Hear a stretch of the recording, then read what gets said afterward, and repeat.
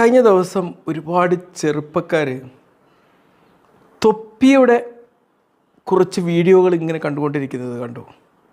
തീർച്ചയായിട്ടും ലഹരിക്കെതിരെയുള്ള തൂഫാൻ്റെ പോരാട്ടത്തിൽ തൊപ്പി കൊണിച്ചു കൊടുത്ത വലിയൊരു മാതൃകയാണ്. ഒരുപാട് ലഹരി ഉപയോഗിക്കുന്നവരൊക്കെയാണ്. പക്ഷേ ഞാൻ ഈ ചെറുപ്പക്കാരെക്കുറിച്ച് ചിന്തിക്കുകയാണ്.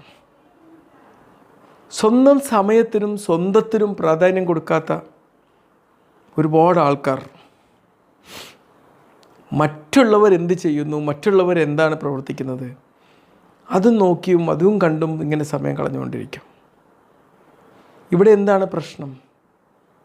നമ്മുടെ ജീവിതത്തിനോ നമ്മുടെ ജീവിതത്തിൽ ഏറ്റവും പ്രധാനപ്പെട്ടത് എന്താണോ എന്ന് തിരിച്ചറിയാൻ പറ്റാത്ത അത്രയും അപകടകരമായ ഒരു സാഹചര്യത്തിലേക്ക് നമ്മുടെ ജീവിതം മാറിയതാണ് സൂചിപ്പിക്കുന്നത്. ഒന്ന് ആലോചിച്ച് നോക്ക്. ആ ഒരു സമയം, ഒരു 30 മിനിറ്റ് അത് കണ്ടിരുന്നു എന്ന് വെക്കുക. ഈ 30 മിനിറ്റിന് $30 മില്യൺ രൂപയെക്കാളും വാല്യൂ ഉണ്ട് എന്ന് വിശ്വസിക്കുകയും ആ ഒരു സമയം എനിക്ക് ഏറ്റവും ഇമ്പോർട്ടൻറ്റും എനിക്ക് ജീവിതത്തിൽ പാഠം നൽകുന്ന ഒരു കാര്യത്തിന് വേണ്ടി ഞാൻ ഉപയോഗിക്കുമെന്നും തീരുമാനിച്ചു കഴിഞ്ഞാൽ ആ കുട്ടികൾ അതിനുവേണ്ടി സമയം സ്പെൻഡ് ചെയ്യുമോ? നമ്മൾ എന്ത് കൺസ്യൂം ചെയ്യുന്നു എന്നുള്ളതും ഈ കൺസ്യൂം ചെയ്യുന്നതിൽ നിന്ന് എന്ത് ഗുണം കിട്ടും എന്നുള്ളതും നമ്മൾ തീരുമാനിക്കണം. തൊപ്പിയെ ഞാൻ കുറ്റപ്പെടുത്തില്ല.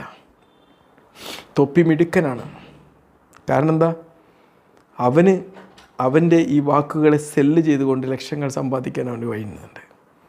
പക്ഷേ ഈ തൊപ്പിയെ കണ്ടു നിന്ന് ആ ചെറുപ്പക്കാർ, അവർക്ക് എന്ത് കിട്ടുന്നു?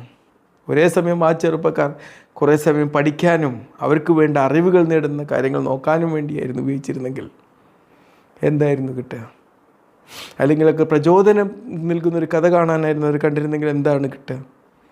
അവരെ ലൈഫിൽ ഗ്രോ ചെയ്യാനും തൊപ്പി നേടിയെടുക്കുന്നതിനേക്കാളും പണം സമ്പാദിക്കാനും പറ്റുന്നൊരു സാഹചര്യം ക്രിയേറ്റ് ചെയ്യാൻ അത് ഉപയോഗിക്കുമായിരുന്നു എന്നുള്ളതാണ്.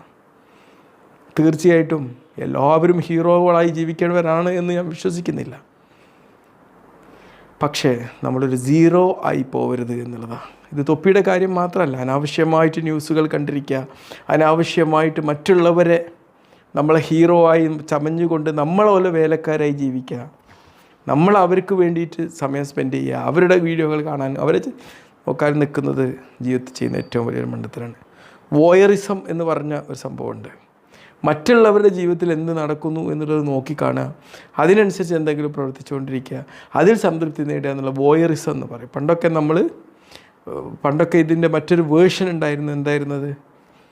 മറ്റുള്ളവരുടെ കുളിക്കുന്ന സ്ഥലത്തോട്ട് എത്തി നോക്കുക, പ്രൈവറ്റ് ലൈഫിലോട്ട് എത്തി നോക്കുക. അതുപോലുള്ള ഒരു കാര്യമാണ് ഇപ്പോൾ നടന്നുകൊണ്ടിരിക്കുന്നത്.